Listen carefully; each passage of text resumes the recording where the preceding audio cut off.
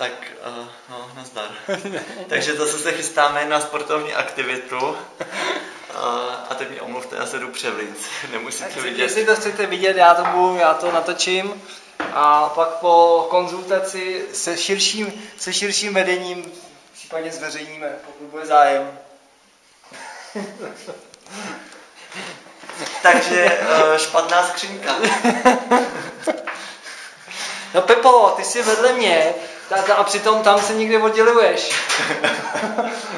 Je to jasný, ty jsi nechtěl být tady natáčený. Pojď se podívat na ty barvy. Takže se podívat. základ všeho je najít správnou skřínku. Tohle je podle mě růžová. Růžová, tak. A teď se jdem podívat, do jaké skřínky jsem se já přezul. Já jsem se přezul do růžový. Do růžový, ano, do růžový. Ale klíček mám od jaké skřínky? Klíček máš, počkej, jdu se podívat. Klíček máš taky od růžový, ale s hvězdičkama. No. Já jsem nemyslel, že jsem tak hvězdnej. Tohle je pro to je All Star Team, tohle. To je All Star Team tady, jo. Tady All Star Team. Tady je One Star a tady je Second Star. Růžová s hvězdičkama a žlutá. Žlutá se zelenou.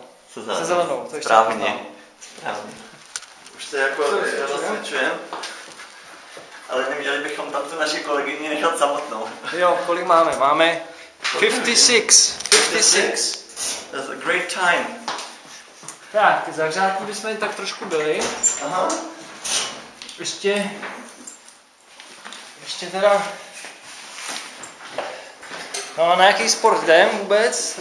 Nevím, jestli jste poznali. Na badminton. takže po tenise. Badminton. No, to je další fáze. Ukáž. Ten back je outstanding. Juhu. Pro česky mluvící exkluzivní.